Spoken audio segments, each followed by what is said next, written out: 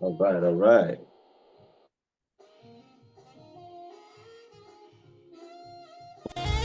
Well, hello and welcome to the Writers Workshop. Hey, I'm Nathaniel Gadsden, and we're located right here. I love that setup there. Love that. That's great.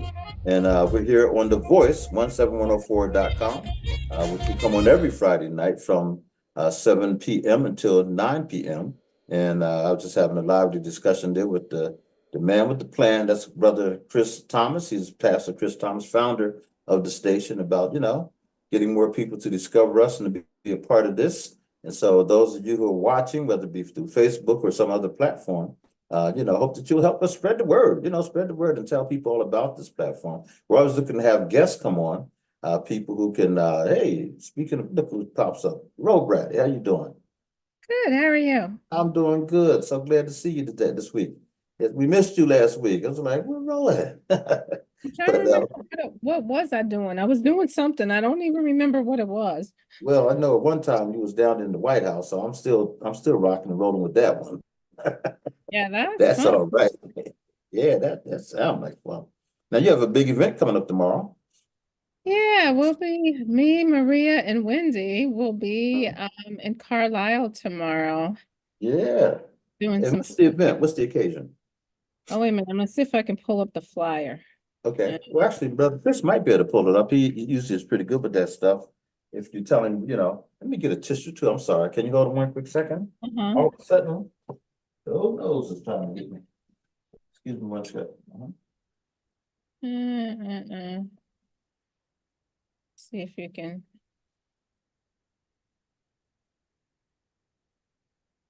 Yeah, it's Hope Station's annual Black Cultural Festival. Mm, I have it on. See if I can send it to you.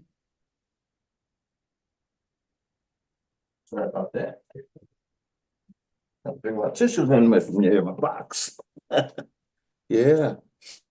Uh, Yeah, a couple years back, Pat and I went down to that event and it was real nice. And yeah, so I hope that it really have a great time. And we have so many events going on tomorrow. We're going to talk about those. I'd like for you to tell us about yours coming up, and then I'll talk about mine. But until you can pull it up, let me go on and mention. Oh, you mhm. got it? I just sent it to him. Oh, wonderful. Okay, good, Mhm. good, good. Well, then let's talk about yours. You are three of the more preeminent poets and writers here in the area. Have been the big time supporters with the Writers Workshop, so thank you so much. And so we're going to loan you out tomorrow. Begrudging. I will not try to sabotage you. No, I think you're gonna have a great time. And we're having an event the same time, from 10 I to, I'm know. sorry, from 12 to 4, 12 to 4. Um, Also, a couple weeks ago, we had on Karen Love, and she is heading up the Alpha Kappa Alpha's 26th annual African American Book Read-In, and that's going to take place from 10 until 2 tomorrow at Stilton High Spire Elementary School. I'm going to go down for the first hour at least. We already set up our space this morning, so we were able to get everything set up, so I can still away for at least an hour, maybe an hour and a half for the African American Book Read-In. And then we asked people to come join us over there at Colonial Park Mall at the Deluxe Lounge. And a little bit later, Brother Chris will bring up that flyer and also the schedule of events. We have a wonderful schedule set up. Hats off again to our illustrious, events coordinator. That's Nicole Wilkerson. And there you see, there's the actual flyer itself. And also, I sent to you by way of messenger, Brother Chris, the flyer plus the program. Oh, you got it. There it goes. Okay, excellent. Mhm. So let me see. I put my little reading glasses on here. As you can see, it's going to start at 12 noon. We have welcome and opening ceremony, and that'll be me. They also have Black Wall Street and vendor presentations. And so that, of course, was all of our vendors. And we have an array of vendors. So we set that room up today, and I'm telling you, you don't want to miss out on that. The history of Black hair is a presentation that will take place at 1 o'clock. In fact, we may switch that around. I know that Brother Keontae Ricks will be doing poetry with us. I think we've actually switched them around. There's a poetry presentation, so that might flip flop right there. There's a musical presentation, also My Win, I may be saying that wrong, Dance Steps. They will be, performing for us, poetry presentation, then ABW Productions ABW Productions Fashion Show. And they're going to feature African American fashions. It's going to be fabulous. And they've really been working hard on that. Black Wall Street is, what Nicole was calling the vendor shops, and then also closing remarks will take place as well. So, this was going to be happening. It's a free event. And one of the vendors, by the way, is Denise Lickers, who is an excellent cook. She's doing a lot of work for our organization's Life Esteem, but also she is cooking for a lot of groups, but her food is really, really good. So, and I think we have some other food vendors as well. But anyhow, please come out. We have a wonderful array of vendors, good time, and it's going to be an extravaganza of fun. And it's called a mandala, which means power in Swahili, and that was the rallying call for the South African freedom movement. The uprising took place back in the day. So that's what's happening there. Now, and again, back to Carlisle, to Sister Rowe. Brady, I don't know if you can pull it up, Brother Chris. What's happening down there? I emailed it to him. Oh, you emailed. Okay, so he does have it by you. Okay, and oh, by the way, don't forget that down at Stilton. Okay, here we go. Oh, there we go. Okay, yeah, and it's called the Hope Stations Annual. Okay, and Black, it is. Let's see. yeah, the Black Cultural Festival. The Black Cultural Festival, Jim Washington Award is going to be taking place. That's at the Stewart Community Center, there 415 Franklin Street. Black-owned businesses, food, music, performers, resources, and raffles. Please come enjoy. It was a wonderful event. I know, like I said, we've attended at least once or twice, and there you go. And let me see, Maria James Child's book, Count Each Breath. Okay, so she'll be doing a book signing along with Ro Brady, along with Wendy No Cherry Onye. And notice that you have some major funders there, UPMC, who I work for. Also F&M Trust, Giant Foods. Looks like it says Rising, CV Rising or something like that, Members First.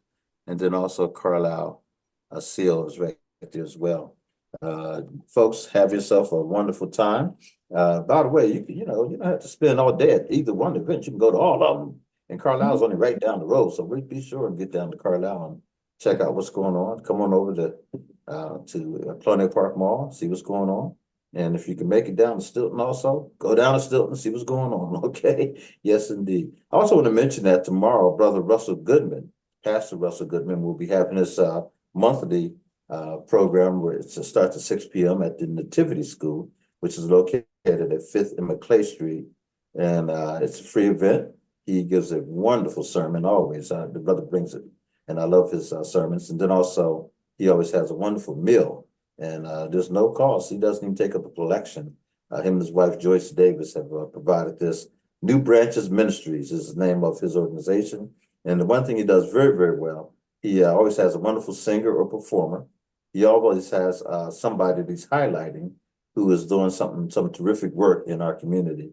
And by the way, last month, he had a young lady by the name of Johnson, and I want to say, I think it's Sharon Johnson, and she created an organization called Socks It To Me.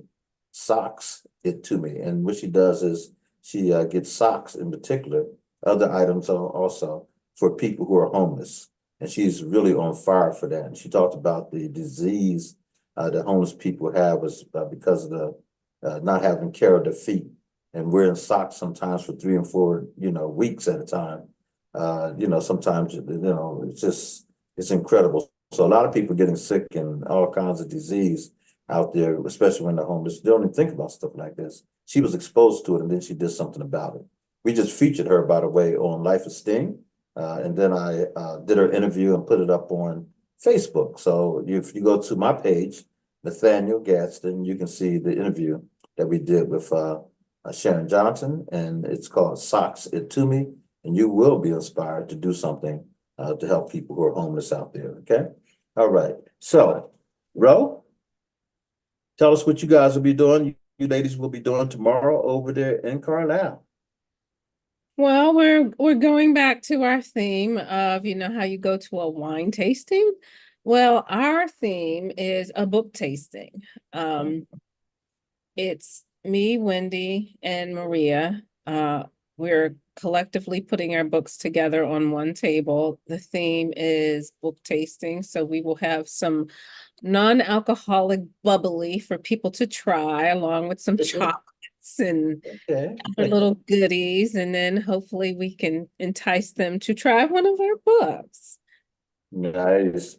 Give us Yeah. a little bit of background. I know you could talk about yourself, a little bit about yourself, and maybe we can fill in a little bit on Maria and also Wendy as well.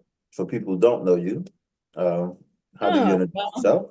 Mhm. um, I guess I've been around for a while. I'm trying to remember how long have I really been in Harrisburg? I know it's for like 35 years. So I've been Right. here for a while. Originally, I'm from Pittsburgh, the Hill District. Mhm. I always said that I always wanted to be the next August Wilson.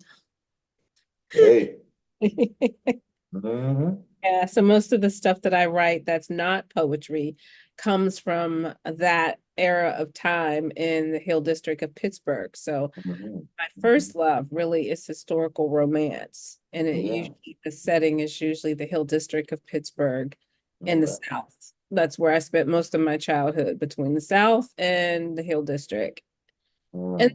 then my second love really is poetry. I really love writing poetry that, I don't know, stuff that I look at and think, well, that's really making me think.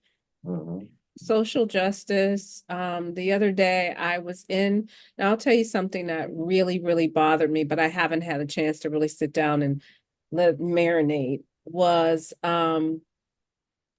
earlier this week, there was a lockdown at East, the high school. Yes. Yes. Mhm. And I ended up with a sinus thing. So I was supposed to go there that day. And I always say the Mm. Lord always has a way of protecting you from things that he doesn't want you to be near. I would have been there, but I really wouldn't have felt well. Yeah. Yeah. So I called off that day and I was at home. But I was there the other day after all this had happened, and I was listening to a conversation that two young men was having, and it just really just got under my skin. It really bothered me. In fact, I had to sort of cut off their conversation. And you know what I always say, I am an Mm. eavesdropper. Some of my best poetry comes from conversations that I've just like gotten close to and bent my ear and sat and listened Mhm. to. But Mhm. this conversation bothered me. And I Mm. don't know where I really want to go with it, but I know it just kind of sits with me. They were talking about, what if there was a gun and what if there was a shooter, and just the way it was almost like, I don't know, like a bubbling volcano starting off really small. And then I could sort of like hear the like what ifs Yeah. in the conversation. And I think when we write about things that are really close to us, and I've always been close to kids, I spent so much of my time with them, and things that Yeah. really bother them, that's the kind of poetry I really like to do, Hmm. Hmm. and it usually comes from an observation. All right. Yeah. Yeah. When you said that, it made me think of Marie Louise Weaver, who we all know. And Mhm. Anne Marie wrote a poem about some young boys that she saw up on Jefferson Street. And the reason why the incident caught her attention was there was a young man who was killed. He was laying on the ground. And the police came and there's a big, that big to do. And all these kids were right up front witnessing, this young man laying out in the street. And she said, I'm listening to the conversation. And the only thing they talked about were the sneakers. Well, who's gonna get those sneakers, man? Those some brand Mhm. new Jordans, man. And they was going into this whole thing as if the guy laying on the ground didn't matter. They were talking about those things. She said that thing bothered her so bad. It's like they were desensitized to, murder, and she wrote a piece about it, and I thought it was so, yeah, it was so good because I could almost visualize just being there, the way she wrote it and everything. And that's where I see when you write, that's what I see as well. You're a storyteller, and so I can always that movie's running in my mind as you are, unfolding your pieces. And so yeah, Yeah, that's a great technique, being an observer of and a recorder of that which you experience and see, you know. Um, Pretty powerful Mhm. stuff. So yeah, and these young men, I'm just wondering out loud here, as they were talking about what if, was it like a sense of adventure, like it was, man, or was it kind of a dread? How would you describe their Kind mood? of started off as that, like a sense of adventure, like they started talking about where would they hide, Mm, mm, you know, okay. um, Mhm. like looking around the classroom thinking like, man, there's no really where to hide, I was in the science classroom and they were talking about the stuff that the teacher has in the closet. Mhm. Mhm. The closet, Mm. they're taller than the closet, we wouldn't be able to fit in that closet because look how short Mhm. that closet is. Man, Mhm. my legs would be killing me. I wonder how long we'd have to be in there. I mean, Yeah. that kind of conversation of just the imagination going, but then Mhm. after a while it kind of settled into a fear. Okay. Mhm. So you said you should have stepped in. Like, I'm just Yeah, I curious. mean, Would they you were want to having share this with you? conversation, and then I said, guys, it's enough. And they continued. And I was like, you're really to a point where you need to let the conversation go. Okay. I mean, and Mhm. they weren't loud and they weren't distracting the class, but Mhm. they were sitting in front of the desk where I was sitting at, and they Yeah. were whispering. Mhm. It was an excellent class. These kids were the AP chemistry. Okay. So they're smart kids, Mhm. they're no problem. So it wasn't as though this was disturbing the rest of the kids, but I just felt like it was not an appropriate conversation, even though nobody else was really listening to them except the two of them. Okay. Mhm. But it Mhm. just, to me, it just perpetuated a fear. Yeah. Yeah. I get you. Yeah. Yeah, and I told him you need to let go of this conversation. Right. Right. Huh. And somewhere I'm sure the school has already addressed it, but sometimes when you have an incident like that and it really Mhm. made the news, it's pretty big around here for, Yeah. a couple days ago. So there's like a debriefing that needs to happen sometimes, so that people can vent or say what they need to say or address their fears or whatever they think is happening.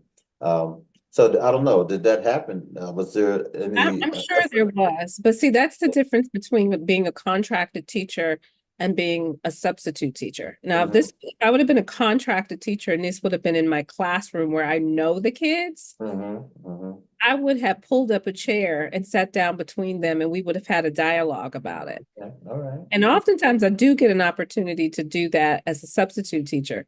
Mhm. Like, oh, I guess maybe about a week ago, there was a kid that came in. He had the greatest voice. He had like, and I said to him, I teased him, I said, you would make a great narrator. He, Mhm. it's a gravelly, like Yeah. it's almost like your voice has been run over by gravel. Mhm. And he was saying something to the young lady that was sitting beside him, and he Mhm. laughed. Yeah.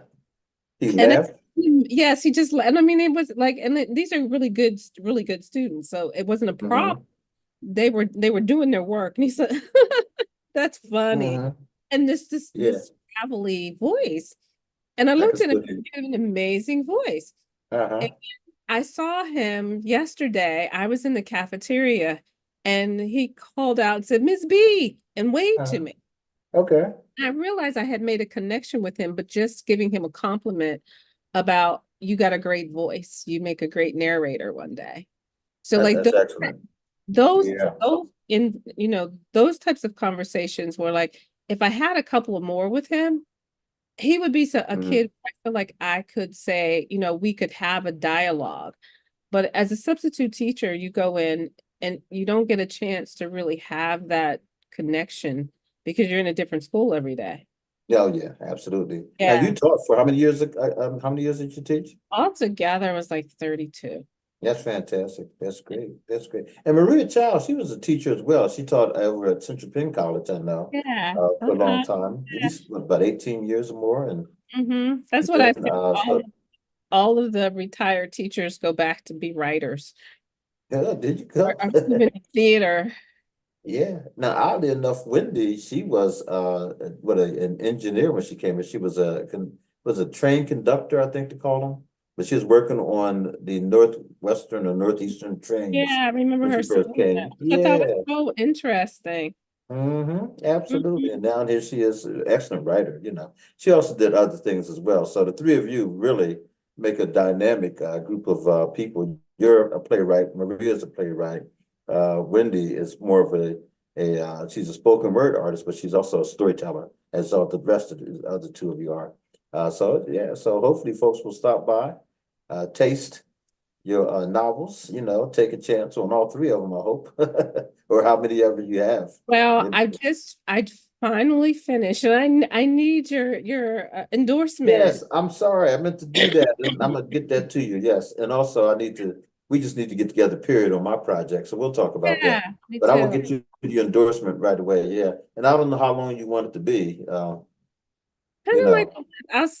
I kind of like the length of the one that you did for the first one. Yeah, I gotta think about how that, okay, yeah.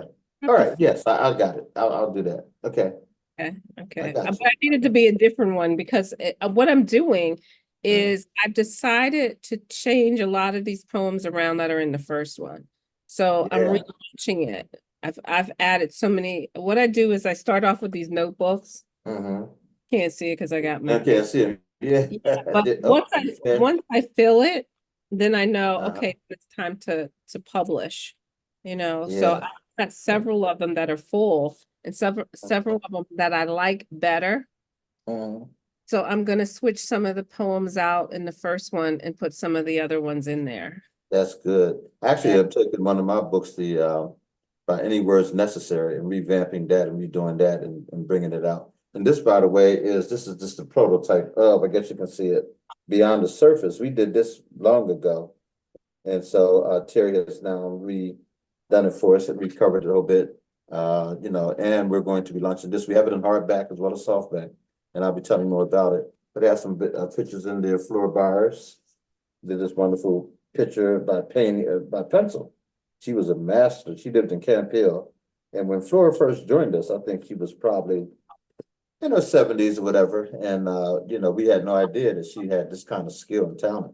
And then one of the preeminent artists in this country now happens to be Christine Johnson. And Christine has about 4 or 5 sketches in here.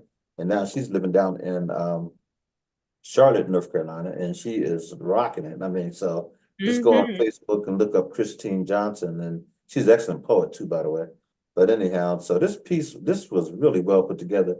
We just honored, by the way, Diane Hedis is in here, and we just honored Dr. Dorothy King down at the Hershey Lodge, Hershey Convention Center, whatever. She just retired from Penn State, and she did a play every year for 30 years, I think it was at Penn State, and all of her plays were really well received. And so they just honored her. She retired and got an award. She gave a wonderful presentation, by the way. But Dorothy also has pieces in here as well. I think she has 2 or 3 poems in here. So this was, you know, here's Christine Johnson. She did something for Introspect. And, you know, these people have gone on to do great things. And it's like, why is this just sitting here? We didn't do much with it. So we just launched this. So I will be, you know, getting some copies and all that good stuff. But this is called Beyond the Surface of the Wordshop Anthology of Poems and Short Stories. And even Betty Curtis, I don't know if you remember Betty Curtis, she's in there as well. And Hmm. Cheryl Harmon, I think Cheryl Harmon's in there. So yeah, you know. So anyhow, we're going to launch another anthology this year. And I just wanted to make sure we got this one out and gave it its proper due.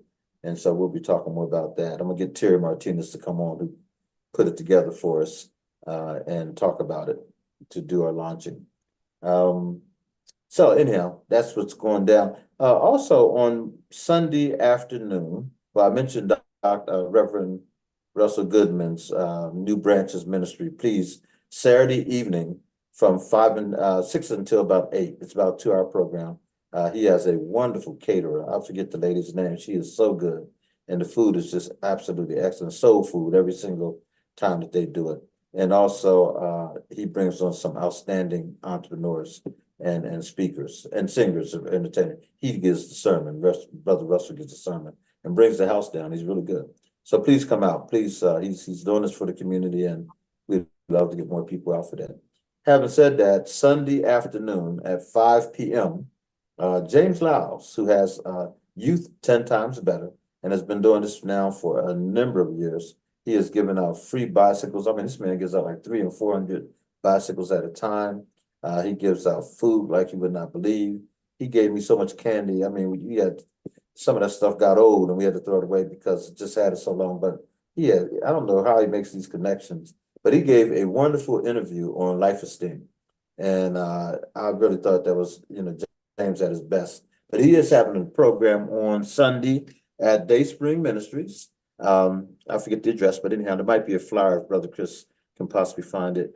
But Dayspring Ministries and we're honoring, by the way, Bishop Roberta Thomas, who happens to be Reverend Chris Thomas's mother, and she's been doing so many great things in this community for years, food banks and feeding people, clothing people, helping people out in all kinds of different ways, and of course, bringing the word of God.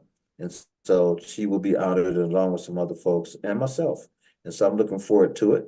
And I'm sure it's a free program. Just come out and support. He is trying to raise funds for his organization. He doesn't go after grants. He looks for the community to help support. And so by you coming out on Sunday and donating whatever you donate, it will help a lot of people in this community. And him and his wife are like just incredible in terms of what they're able to do. She's like a silent partner, but Brother James, he's really serious about this stuff. He gets out there and makes it happen. And so anyhow, I had a pretzel. And so that was my little pager thing going off. That's telling me that my sugar shot up a little bit there. So anyhow, that's what that was. That my little scanner there.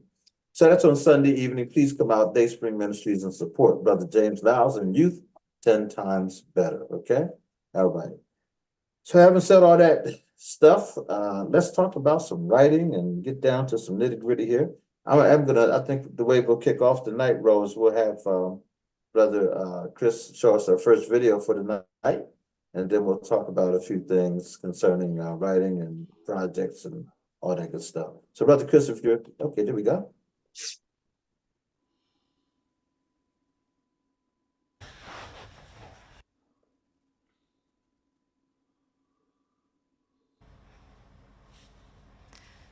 I'm proud to be a singer, a songwriter, a poet.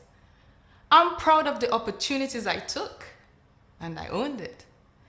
I'm proud of Whisper for being a voice in this season, for co-founding The Talk, and for shining a light on what has been hidden for no good reason. I am proud of so many things. I'm proud to be, seriously, do I really have to say it? Imagine waking up one morning and all the color of your skin is gone. What color would you be? Is there a box to categorize? You see, color is a pigment. Oh yes, it is. So I'm sad that I have to say this, but society leaves me no choice. So I'll say it today in the hope that one day, millions of boys and girls who look like me can just say, I am proud to be.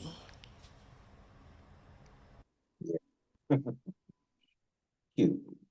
I wonder where she's from. I'm thinking Ghana, could be Nigeria. I'm not sure, but yeah, good stuff. Okay. Isn't that something? Just proud to be. We got to make definition of self and all of that. I get it. Good stuff. By the way, a couple things that went to my mind. If you get a chance to, if you did not see, it's called the Colbert Show. It's a late night talk show. And the day is Friday, so I think it may have been Tuesday night or Wednesday night. Kwame Alexander, the great poet, writer, he was featured on the Colbert Show. And it comes on late, but usually you can find it like on demand or whatever. What an excellent presentation. I remember, Kwame years ago, he actually came to the Writers Workshop at least 5 or 6 times. So last time he came with his father. His father is an award-winning writer and also a publisher. And I got a chance to meet his father through the National Alliance of Third World Journalists. And we, roomed together. And he mentioned that he had a son at the time who was just a little kid he said, oh, I have a son who likes to write poetry. He said, but I'm not, into poetry. But his father has been highly decorated. His name is Curtis Alexander, E. Curtis Alexander. is his name. And I was not familiar with his works until we, met and all that kind of stuff. But anyhow, Kwame's now going on to win an Emmy. His one book of writings was turned into a TV movie on, I don't know, it was a Showtime, HBO, Netflix, something. But he won an Emmy, and he's been tearing up the circuit with the high schools and all these schools and everything. And he draws huge crowds. So he just won like some kind of major poetry award. It's supposed to be the top poetry award in the country. And then, of course, he won the Emmy as well. And Kwame actually came into Harrisburg years ago and brought us a huge, he brought us Hollywood. I mean, we had Sherman Hemsley, we had Victoria Raoul, we had Thelma from Good Times, going down the line. So many people we brought here. And then all these poets and writers. And we had it at the State Museum. We always had these Kwanzaa festivals and all that. And so I saw him down in Virginia and said, hey, man, I'd love to get you to Harrisburg. I was just talking. And he came up and we hooked it up and got funding and the whole bit and put on this massive program that was just really out of sight. And the Patriot News, I got to give them credit. They really covered that for us. And the governor's office stepped up, the mayor's office stepped up. So Kwame's been on it for a long time. And so to see him reach these heights now, if you go online and just look up Kwame Alexander, he's taking a trip to, I think they're going to Ireland and they're also going, I think, to Ghana. But he's done these trips a lot, and he's best of friends with Nikki Giovanni. She travels a lot with him. But he invites people to come travel. He just put out an anthology that you want to get your hands on. The reason why he was on the Colbert Show is the anthology is an anthology of 150 African-American poets and today's poets. And it's called This Is My Honey. I believe that's the name of it. And I think Brother Chris last week brought up a copy of the book. I don't know if you have, if you can find that for us again, Chris. I think it's called This Is My Honey. I can't wait to buy it. I plan on getting it this weekend. It just looks like a real treasure. He read one of his pieces, by the way, that's in the book and knocked it out of the park. I mean, he has a style that I can see why it resonates with the young folks and all that. Plus the way he reads it and presents it is dynamic too. So look it up, Kwame Alexander, This Is My Honey, the anthology of African-American writers, poets. And then, check out the Colbert interview if you can. Real good stuff. Okay, I think Brother Chris found it for us. There it goes. Let me see. Yeah, this is The Honey by Kwame Alexander. Okay, This Is the Honey, which is an interesting title. I want to, get the book and figure out what the title's all about. He didn't really talk about that, but I'm sure it has some serious meaning, to it. Okay, good.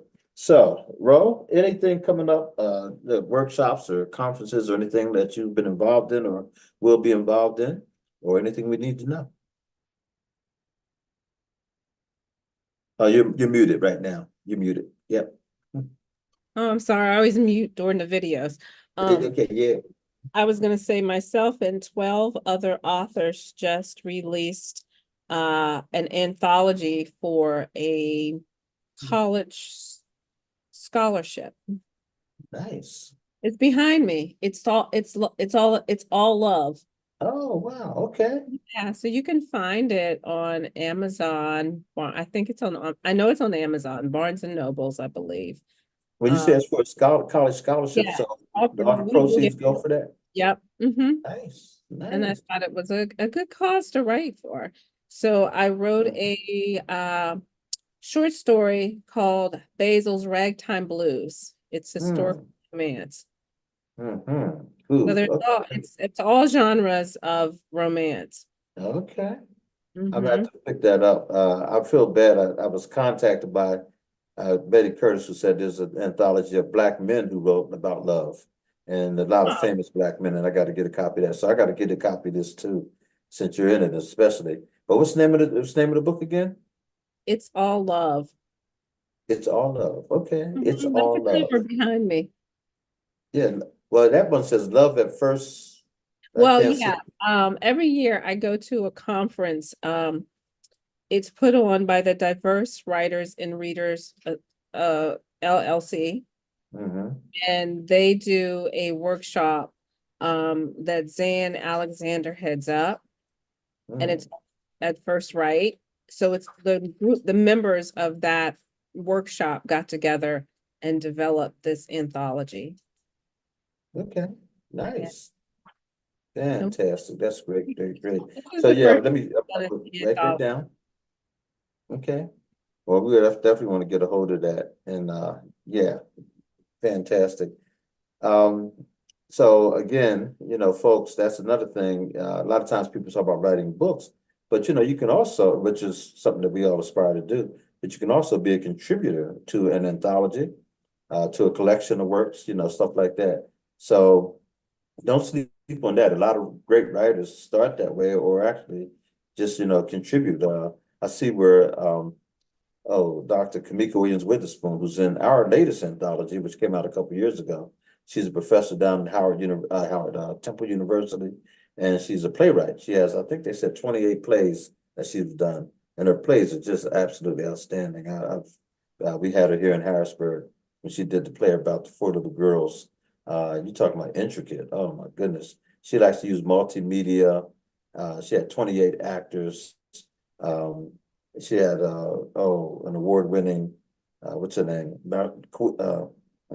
Malife Asante, his ex-wife now, but anyhow, she was a PhD, and she is a world-renowned dancer in her day, but also she does a lot around video and all that. So she came up and also ran the video at the State Museum. We put on this play, and it showed you footage that at that time I'd never seen footage of the four little girls who have been killed in that bombing. And recently there's a documentary on PBS, and it talks about one of the survivors that they never talk about. They always talk about the four little girls, but one of those girls had a sister, I think it was Addie Mae Collins. Her sister was blinded in that same explosion, and she's still alive today, as far as I know.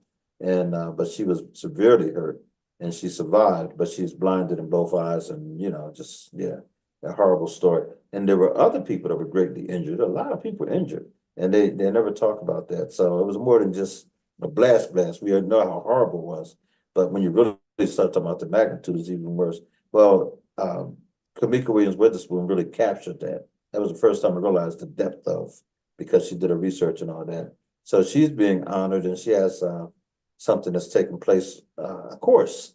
And anybody who wants to be a performance poet, her course is March the 16th through April something, whatever. And if you go online and look up Kamika Williams Witherspoon, you can see through Temple University, you can take that course.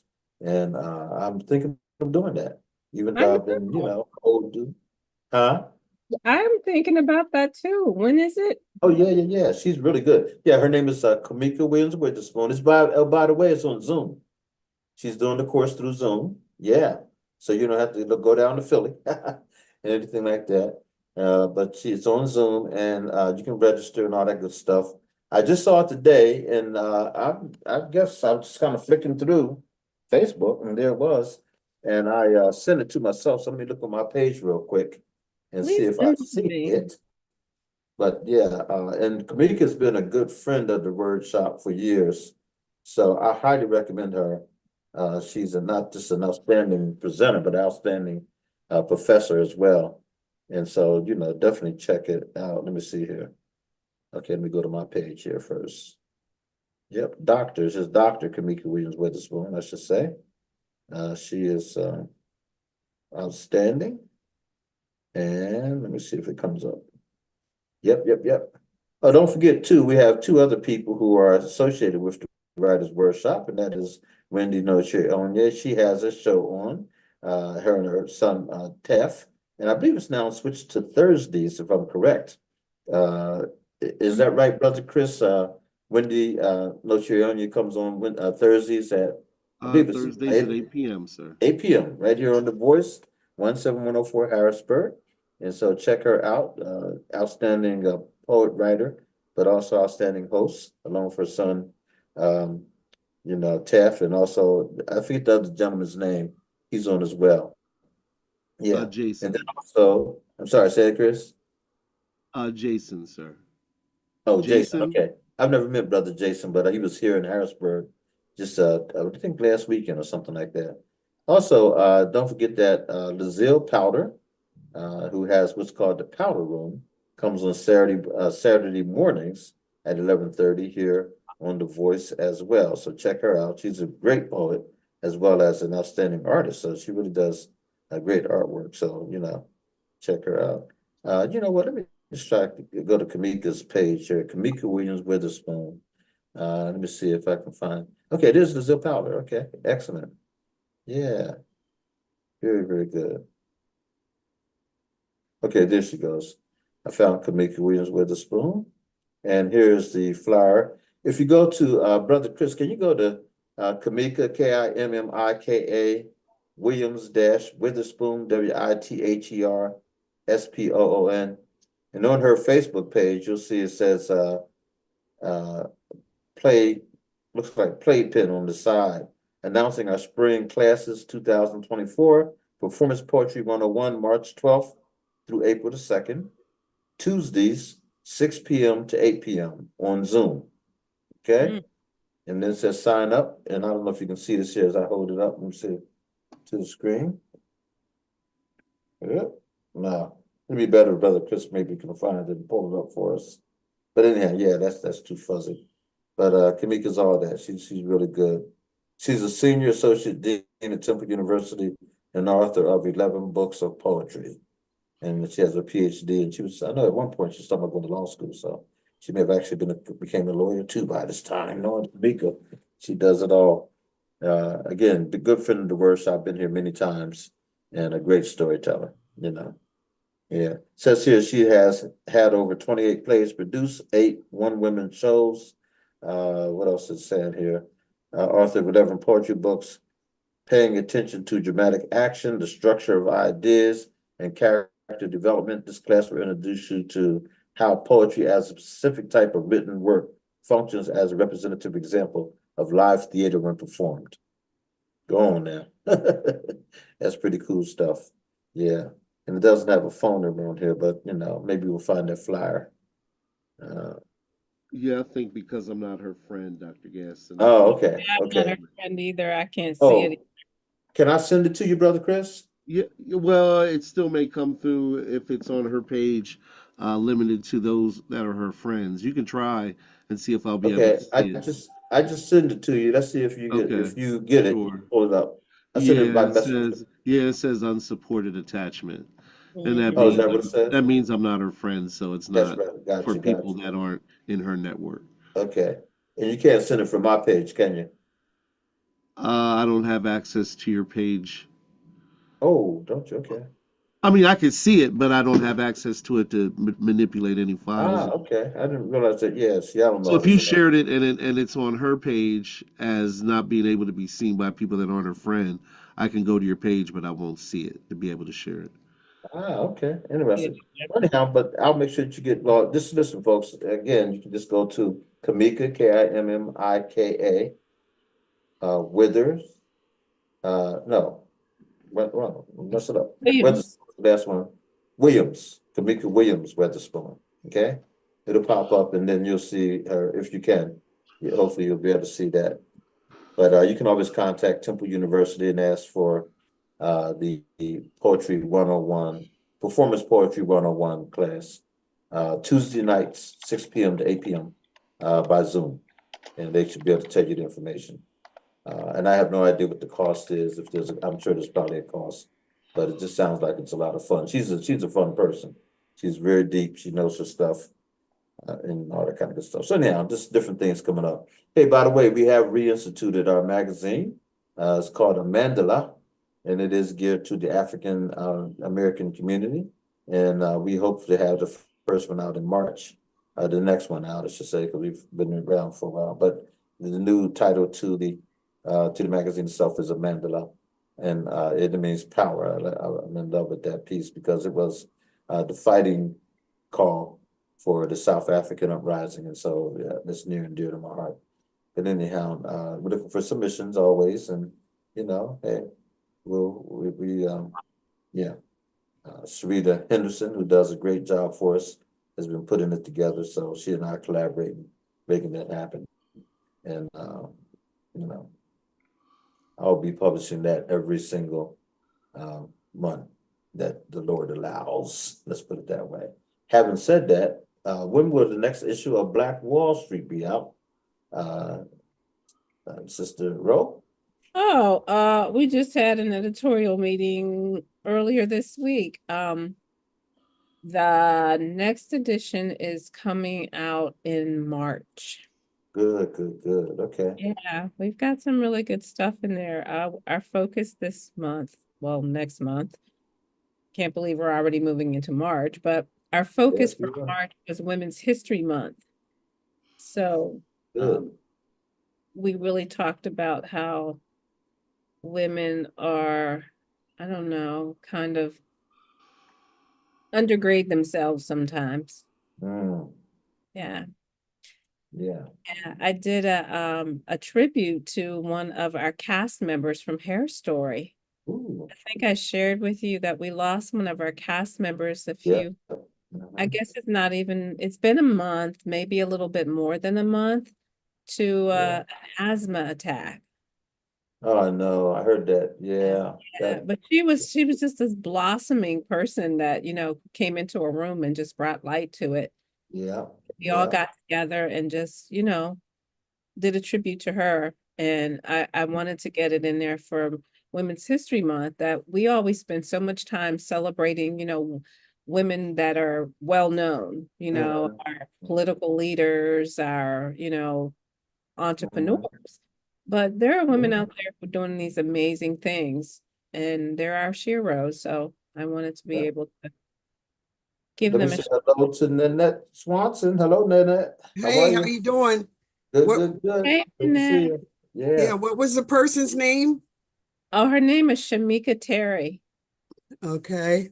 Yeah. Yeah. Yeah. Did you see the play Hair Story by Nanette? No, I was out of town. I think that when Oh, did that, I think I was on a okay. cruise or something. Yeah. Yeah. Well, yeah, I saw the play and yeah, she was very good. The whole play was good. It was just well done, period. But So then this to have a person young passed lady, away?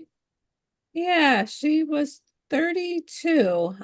She had a daughter who had some special needs, and she, over the holiday, I think she went back home. She was from Baltimore originally, and I'm not sure whether it happened. I believe it happened there.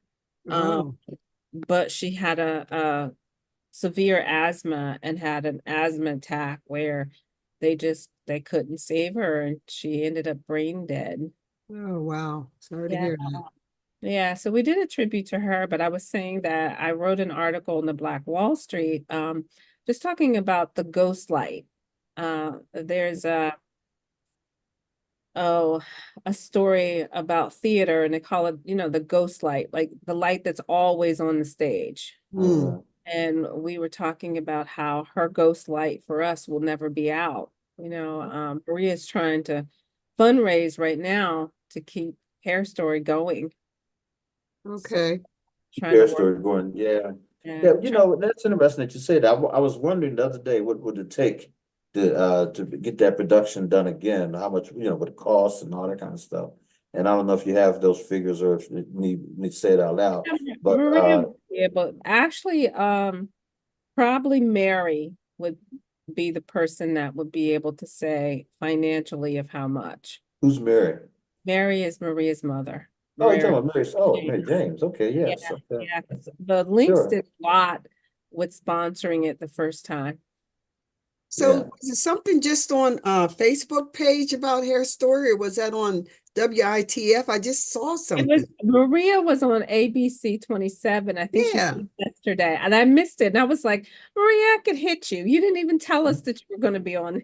Well, it was Yeah. several, they showed some clips, I guess, of Hair Story. Yeah, they I did. recognized Yvonne from the Capital City Church. Yeah. Oh, She okay. she was in the play Mm-hmm. or Mhm. something. So yeah, I recognized some of the Nice. people. Okay. I didn't know she was on either. That's okay. Yeah. Well, hats off to I was her. trying to Yeah. think where I saw it, but I know I saw something just on TV or wherever. Yeah. Yeah. That's good stuff. By the way, having said that, because I was approached by Cabo Brunson and Damali, his He daughter. was on too. Okay, they were on already. Good.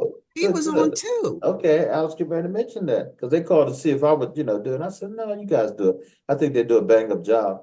And so anyhow, the reason why I'm mentioning that is that April the 13th is the in-person AXO competition in the local area here.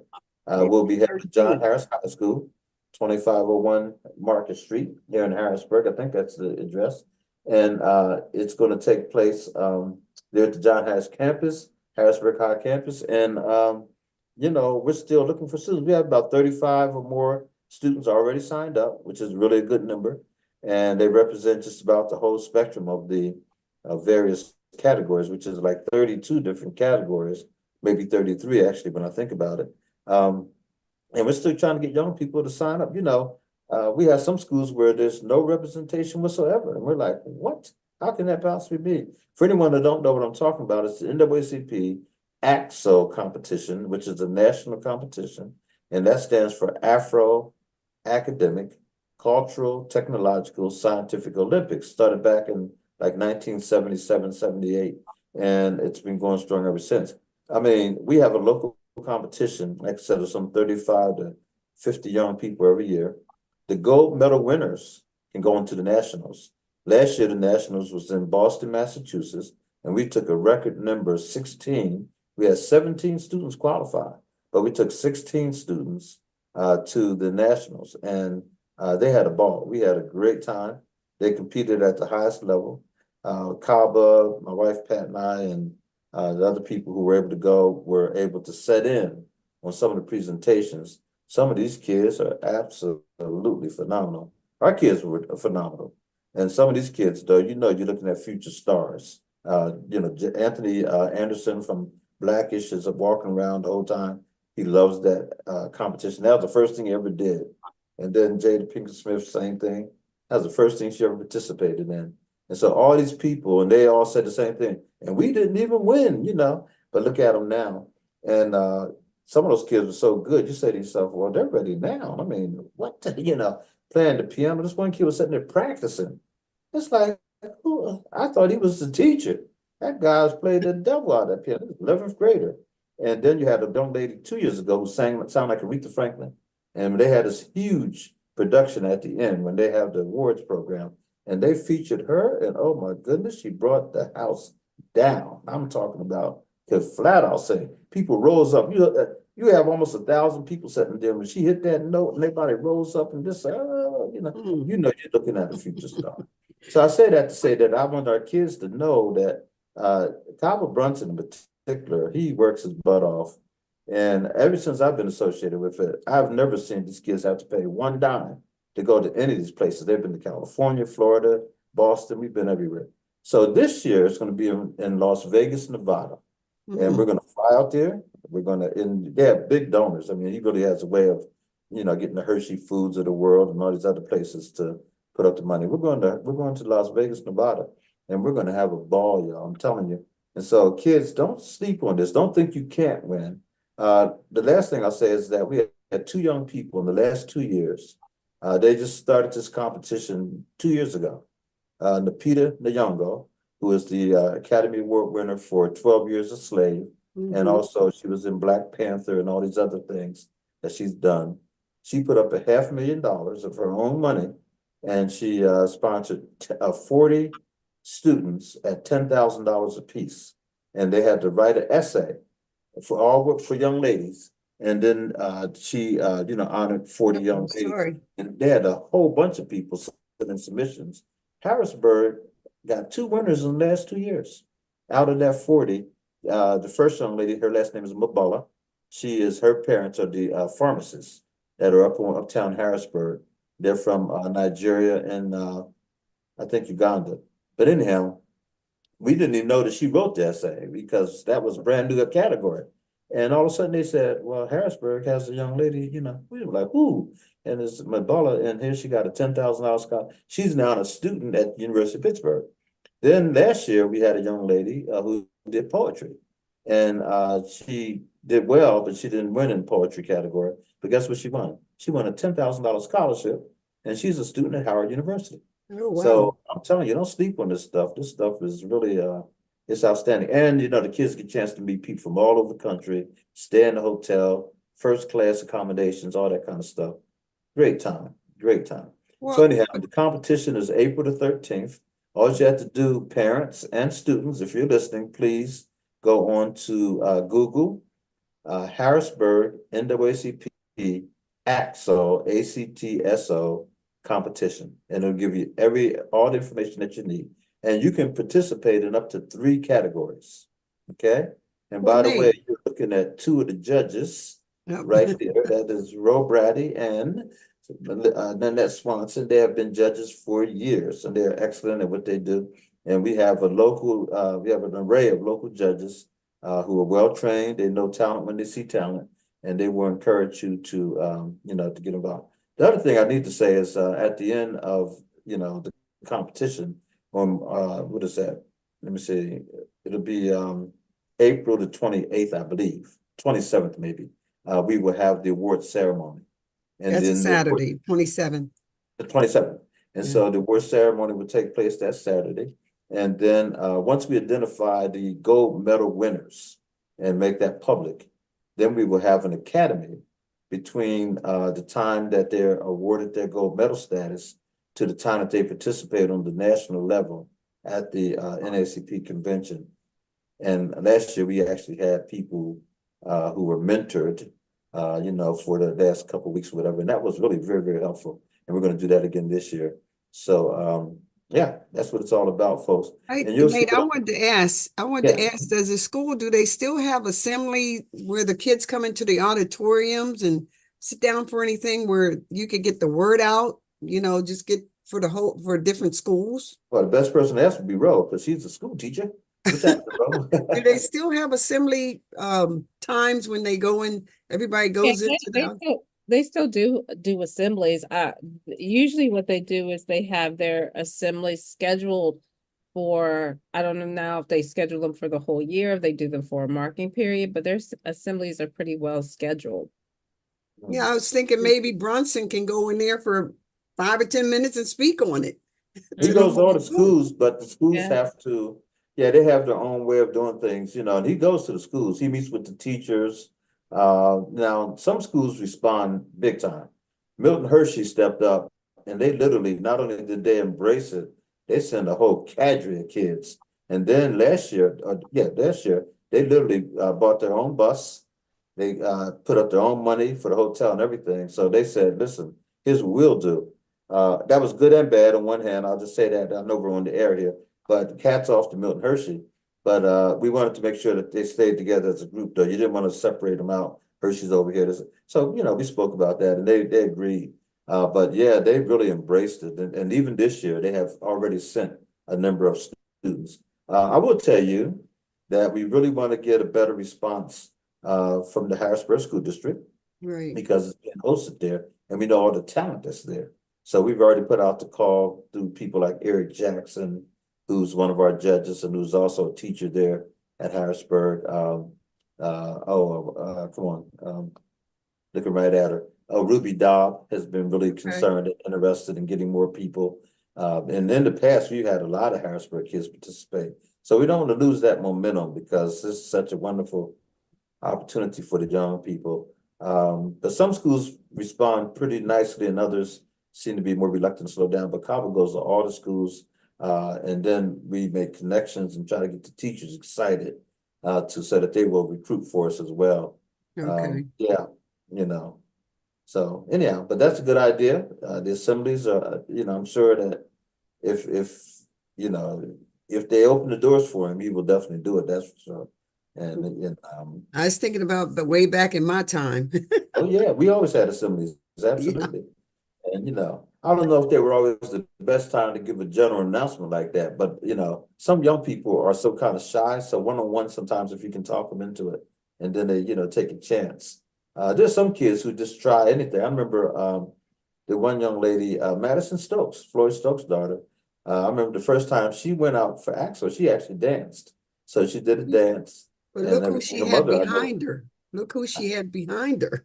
Oh yeah, but she did dance though. She didn't do something like poetry. I mean, Floyd's a Yeah. reader and a She writer. had support though. Yeah, she has support. Yeah, But a lot of the kids do. You'd be surprised. Some of these parents, I mean, when we go to these nationals, they show up. I mean, we had some people, we went to, where were we? And the one young lady, she brought, I mean, her whole family came. And she said they were gonna come. We thought it was gonna be like a mom, dad. She brought, sure. And then the other young lady, we were all about, yeah, we were in Boston. No, well, we were in Boston, but there was another place we were too. And they came a long distance. But anyhow, I think she's from India primarily. And then her family, they came, they were like, hey, you know, we'll make sure our daughter and everything. And she was great. But a lot of parents do if they can afford to come. Miss Velma, Janice Baldwin's grandmother, she came, she paid her own way and everything. And she came on the bus and a little bit, so she was great. And she helped out, you know, she did volunteered and helped out. So yeah, the parents can be, you know, yeah, they really get behind their kids. And you can see the difference. And then some, you know, some don't. I mean, you know, it is what it is. But the young people. Yeah, speaking of parents, I just came from my granddaughter's basketball game and they won out at Rutherford House, you know. Oh, and yeah, 15 to nice. 13. And some of the parents, you know, they was yelling and hollering and, you know, go get that ball, you know, they That's would right. That's the way to do it. Yeah. Now don't embarrass them, but you got to show enthusiasm, right? That's good stuff. So your granddaughter's name is?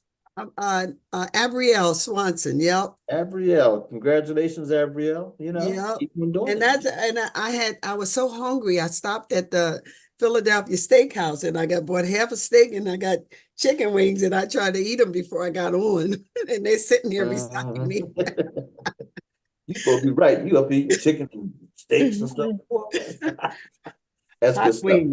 Hey, listen, let's do some readings. Let's talk about some, you know, one of the things we try to do, of course, is always feature some of the writers that come on.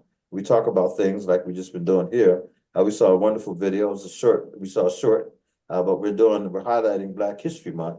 So I'm going to ask Brother Chris if he'll pull up another video for us. And then, Ro, you've been on first. So if you have something to read tonight, would you share something with our listeners, our viewers? Sure. Okay. And did you have anything, Nanette, that you wanted to share tonight? Yeah, I pulled this paper out and I've been reading it, but I want to, share it. Excellent. Okay. Good. Okay. And I'll do the same. So here's a piece from the archives of Brother Chris Thomas. Thank you. Okay.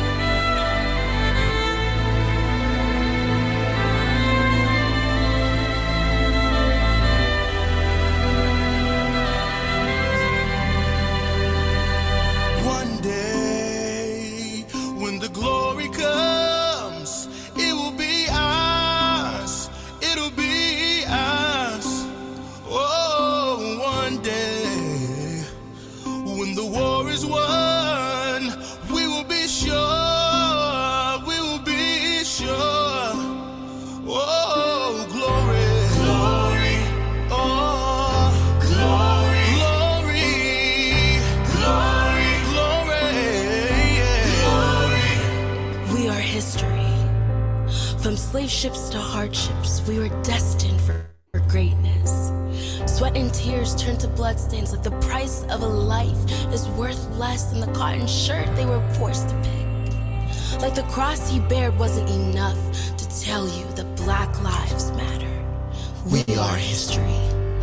A history that asked us to earn back 13 stripes. Forgetting the one who left the 99, he had already taken 39. So that all his children will remember that their dreams should never sit in the backseat of a bus. That your fist raised up isn't just for superhero movies. That our first success is just the beginning of coloring outside the lines that the future will turn around with time to break cycles. This will be my history. A history that will remind me that I am his light that will always shine bright, even when it feels like morning won't come. For I am fearfully and wonderfully made, with no need for color corrections. So wear your curly hair, box braid tightly rooted in a culture that will never be colonized or picked out. This is my history. We are locked in. So show the world there is beauty in your complexion. But remember, your smile will be tested. Determination will be tested. All so you can become history. Show them the hands that was once in chains are now the instrument of change. Show them that the feet that was once bound now marches to a beat of a different drum. Kings and queens, Fathers and mothers, sons and daughters, remember that you are blessed in the field, blessed in the city. blessed when you come and when you go. No matter what complexion You are made in his image. you are telling history. You We are are history. One day, when the glory comes, it'll be ours. It'll be ours. Oh, one day, when the war is won, we will be sure. We will be sure. Oh, glory, yeah, glory, glory, glory, glory, glory, oh, glory, glory, oh, glory, glory,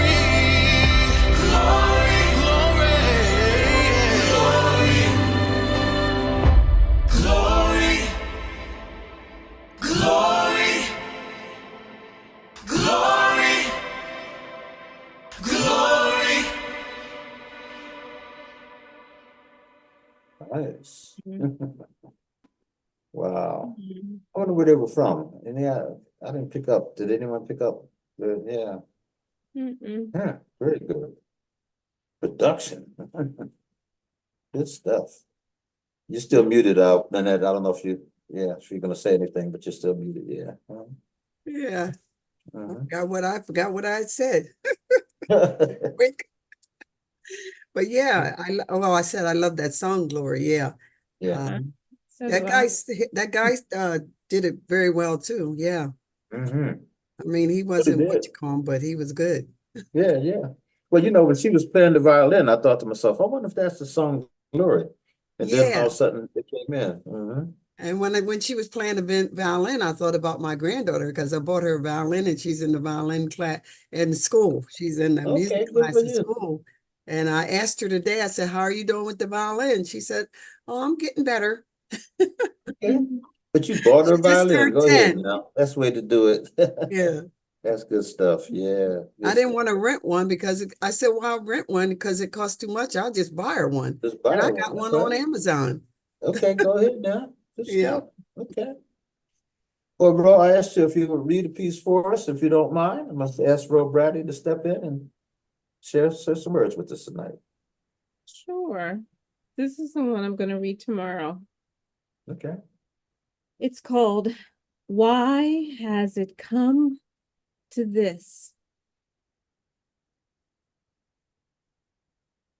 Have you lost all your hope? Have your dreams fallen through the cracks like bits of broken hourglass, drop hopelessly into the dark abyss of despair? Have you forgotten the promises that were made by those who wore the scars on their backs for your freedom? Are you settling for less when more is your inherited portion? This road less traveled is not your sojourn. This is not how it's supposed to be told. Your story is greater than this. You come from the tribes of royal kings, those who took nothing for their journey. They did not die painful deaths alongside broken, bloody paths full of hatred for your pleasure.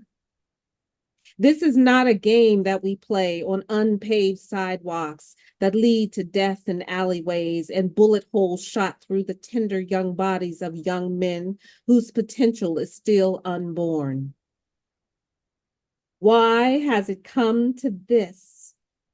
Did your mama not feed you at her breast for you to grow up as stalks like full-grown fertile trees providing shade and protection for disfranchised societies? Have you given into those dark places that have forgotten your worth? This is not the end. You have just begun. The problem is, you don't see these things for yourself. You have forgotten the chains that were wrapped around the necks of your forefathers like bloody neckties. If you close your eyes, you can almost see the strange fruit hanging from the trees and pressed into the city's sidewalks. There is no help for the proud, so humble yourself. Find the place where peace resides and bitter racial hate dissolves itself like sweet sugar on wet sidewalks paved in Black pride and social justice. This don't gotta be. Why has it come to this? Yes. Why has it come? That's good. Yeah, Yeah. I think about that every time the news every day. You see it in Harrisburg, all these shootings. Mhm. You know, I mean, why has it come to this? Why? You know, God, when is it going to end? You know, every day or every night there's some kind of shooting. Yeah. It And it was don't, something today about two cars crashing, and I think there was a shooting where they was a road rage and the shooting took place. I don't know what oh the my whole goodness, deal see. was. Mm, Did you see that on the news this evening? no, Yeah, yeah. I thought it was talking about someplace else, and it was right here in Harrisburg. It Yeah, looked like it Harrisburg. showed up by Jackson the compartments. Yeah, so I don't know what's going on. Mm, But there's a lot of craziness to your point. But I like the way you summed that up. Why has it come to this? That is a very good question. Yeah. and I mean, the Bible tells us it's going to wax worse and worse because, you know, men are going to get worse and worse. They're going to be lovers of their own selves and, you know, not lovers of the truth or anything. I happen to mention something about my church to this person that I ran into, and I just thought, my, is she confused? She said she's looking for a church that has every nationality in it. Now I don't know where she's gonna find that, but I thought, well, she just seems a little confused. You're going to church to find God and Jesus and fellowship with Jesus and have a relationship with him, not necessarily to have blacks, whites, Jews, Indians, whatever, Asians, whatever. You're not going to find that in Harrisburg. But anyway, I just thought, wow, she seems a little confused to me. So to think she's going to get a church that has all these different nationalities in it. Anyway, the devil give people any excuse, you know, not to go worship. Oh, absolutely. Thank you. Thank you for saying that's so true, not to go worship. Did I see where Dr. Snowden is joining us? Yes. Yes, indeed. Okay, hey, how you doing, Dan? I'm fine. Thanks for yourself. Good, real good, real good. Thanks for joining us. Appreciate it. Yeah, My Nanette, pleasure. okay. Nanette, you had mentioned that you had something that you'd like to share tonight. Yeah, this was in my, wherever I find my stuff, it was in it. I don't know if you ever heard of, it doesn't have a date on it or nothing. Have you ever heard of Dr. Danny Kellum? No, I don't think so.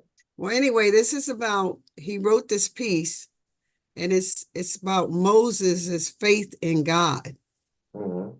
He said one of the biggest arithmetical, how would you say that? Arithmetic?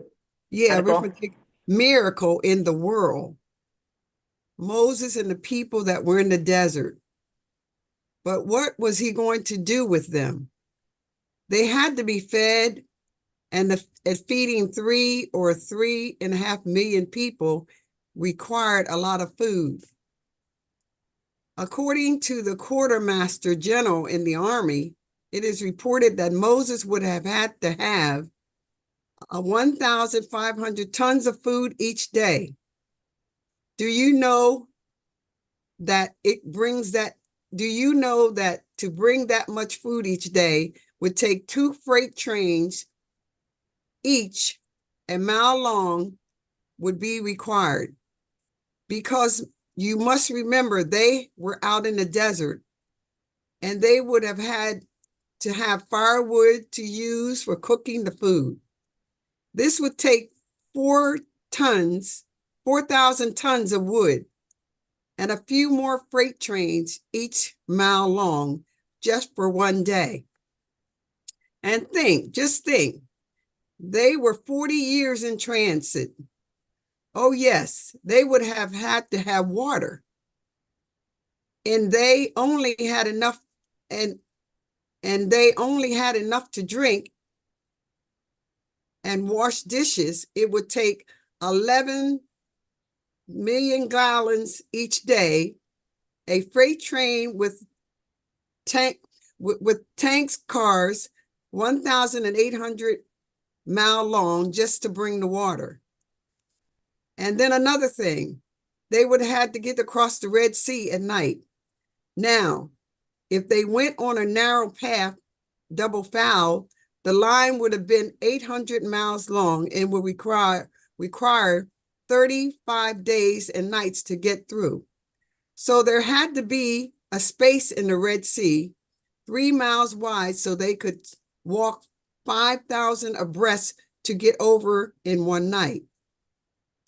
Then another problem, each time they camped in the end of the day, a campground 2/3 the size of the state of Rhode Island was required, or a total of 750 square miles long. Think of it, this space just for nightly camping. Do you think Moses figured all this out before he left Egypt? I think not. You see, Moses believed in God. God took care of these things for him. Let us take courage. We have the same God. We think our problems are so big. Remember what God can do, what he has done. Team up with God and your problems will be his. Let him run your life. All the way to the Savior leads us home.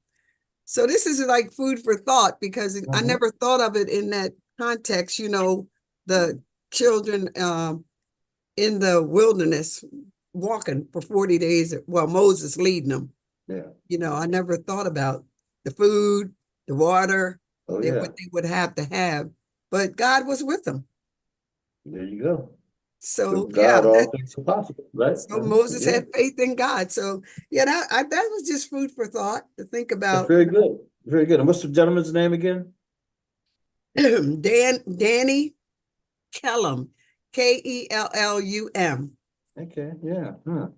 All right. Good piece. Good piece. Thanks for sharing that. Yes, indeed. Any other comments? None of Ro or Dan or anybody? You good? Okay, good piece. So, Dr. Dan Snowden, I know you stay ready, and I know you got something ready to roll. Tell me I'm wrong. Yep. All right. Would you like to read something now? Yes. Okay, thanks. Here's a piece called Hopeful. It takes quite a lot to remain hopeful in the face of all things going wrong. Despite the best harmonized plans, like those that go into a good song, staying hopeful can be a full-time job whenever one faces failure or loss, as the same dilemma appears endless, making confidence more ready to toss. Maintaining one's hope is still possible, even when no-win situations abound. Working with faith, love, and fortitude, hope does eventually come around. Thus, all one can do to stay hopeful is to give positive thinking the nod, and to remember that hope and its friends originate from the Almighty God. All right. Beautiful, beautiful. Thank you. Certainly. Appreciate that, Dan. I have to say amen. Yeah, amen, amen. There was a young lady, I wrote a poem years ago. In fact, I'm looking at this anthology that we just, reproduced, and it's called Beyond the Surface, and it's out now and available on Amazon. And this was back in 2004. And so, again, it has a number of persons who were members of the Writers' Workshop at the time who contribute to this. And I have a piece in here called Tears. And I'm going to read this, and actually I'm going to be going through a lot of my works and kind of looking at them and everything. And the reason why is because this young lady just died on February the 20th. She was a little girl, cute as a button, on a talk show. I think it was, what was his name back in the day? Prior to Oprah, there used to be, what's the guy's name? Just come on, white hair. Montel Phil Williams. Donahue. Phil Donahue. Phil Thank you. Donahue. Phil Donahue. Yes, Phil Donahue. And so she was on the Phil Donahue show. And at that time, I don't know, 5, 6, 7 years old, whatever, but she was born with HIV because of her mother. And Oh, she yes, just I died remember that. literally on the 20th. And she was a big time spokesperson for people with HIV and AIDS and all that. And seemed to be doing really, really well. But here at the age of 39, I think it was 38 or 39, she passed away. And so anyhow, I'm going to read this piece in honor of her.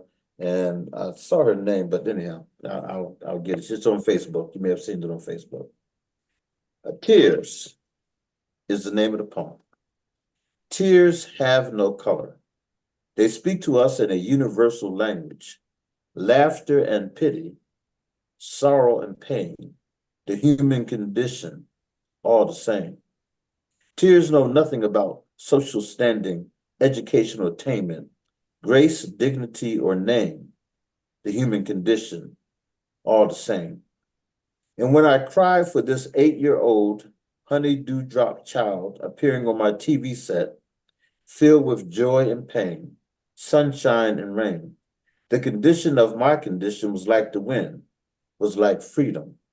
And I looked at this 8-year-old honey-skinned child on a TV talk show, talking like a 30-year-old woman with a God-filled voice, telling the world that she has AIDS, that she has AIDS. Death is called by another name, the human condition, all the same. And when this child cried, not for herself, but for her friends lost to AIDS, my TV showed the tears of all colors and all conditions, flowing and mixing into one common canal of the baptizing river of spiritual renewal. And I cried deeply, deeply. Damn the darkness and damn the shame. God spoke to me through a child's voice and used a universal refrain. Tears, tears, the bond of the human condition that makes us all the same. Love is called by another name. And that's the piece I wrote for her. And I was literally sitting there watching, and I remember how mature she was. She was 8 years old, see, in this poem. And I wrote that piece. And I'm gonna revisit that because she had a lot of life, that she did, and she was quite a spokesperson. And just absolutely gorgeous spirit, gorgeous face, and everything. And then a spokesperson. And then she always talked about her people being her friends and others who were in those hospital situations and the groups that she was in. And she always talked about them, not so much herself. And I never heard her condemn her mother and her mother's lifestyle or anything like that. She was just a real positive spirit that was with us and now is with the Lord. So I just wanted to remember her tonight. So Yeah, anyhow, they said she wouldn't live till the age of 5, but she lived to be 30 something. 39, I think 39 years old, something like that. Yeah. And really spoke out the whole time. It was, just really an ambassador. And back then we called everything AIDS. I actually think she had HIV, and then it became full-blown AIDS. But anyhow, that's the way I wrote it. So, Ro, let's do it back around Robin again. I don't know if you had anything else you wanted to add and talk about, or a poem you wanted to read, or Sure. reflection piece that you wanted to Well, read about. I have another piece, but I forgot to tell you, we will be doing a writer's workshop on March the 2nd from 11 to 2 at Day Spring Ministries. Oh, doing what? Break it down for us. Well, they had one before I left for DC. They had one while I was in Washington, and then we're having the third one on March the 2nd. Basically, I want to talk about industry standards. Like, have you done your research before writing a book? Do you already know what's out there? Do you understand genres? Do you understand keywords? Are you looking at what's already out there as far as covers go? Those types of things, the prerequisites to writing a book. Mhm. So And what's the so to time bring for up a this? very good, go ahead. 11 to 2. 11. And by the way, is And there it's cost to open it? no, there's no cost, and it is open to anyone who wants to come. Okay, excellent, excellent. But March you the brought up 2nd. something that's really interesting. So you mentioned about did you do your research? So let's say there is something out there.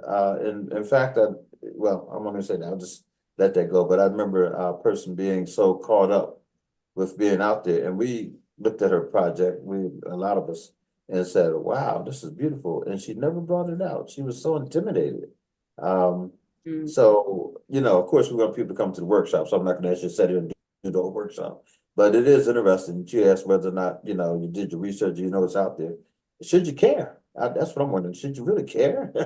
Because if God gifted you with something, someone else may, for example, I know you cannot copyright a title. And so there's a lot of titles out there. So you got to know who wrote whatever, that kind of thing. And also there's a lot of variations out there. You start talking about covers and this and that. Mhm. Is there something that you could put out that probably isn't already out there? I just wonder, what's your take on that, Well, Rob? I also think it has to do with your why. A lot of people write because it's very cathartic for them.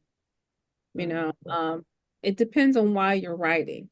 If you're writing and you really want to get your books out there and you want to get people, you want to build a readership, then I think it is important to look at what other books are out there, because books are written by formulas. And you're right. There's nothing really new under the sun, but the key is they're using the same formula. So if think about a movie, if we watch a movie, pretty much how many times have we watched a movie where the original has been remade? It's the same basis, but then they remake the movie. But my brother, who has his, degrees and all that stuff, and said something really interesting once, and then I went to a workshop to kind of reinforce that. So there was a thing called originality and creativity, but you brought in a very interesting term. It's called formula. And my brother said, I find it hard to watch movies anymore because, again, he has his master's in this and all that. His, son has gone on to get his master's, won an Emmy, the whole bit. There's a formula to this stuff. So there's a movie out called Tyler Perry has a new one out on Netflix or Facebook, whatever. I think it just came out. Everybody's watching it.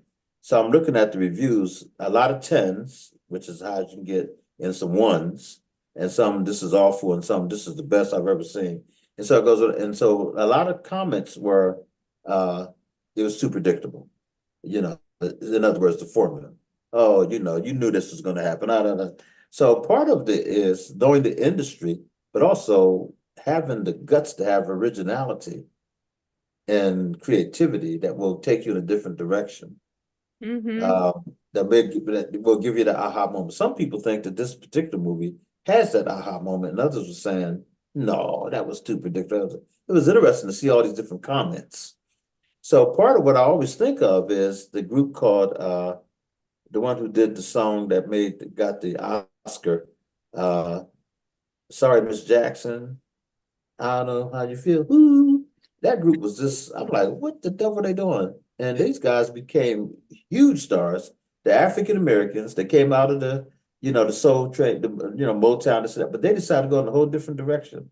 And they all became actors. What was that group's name? I forget. And I remember thinking I'm like, what is this? And then after a while, it kind of grew on me. And they said, we didn't want to do what everyone else is doing. You said we just couldn't do it, man. We tried it. We tried to do that smooth thing. It's like, what?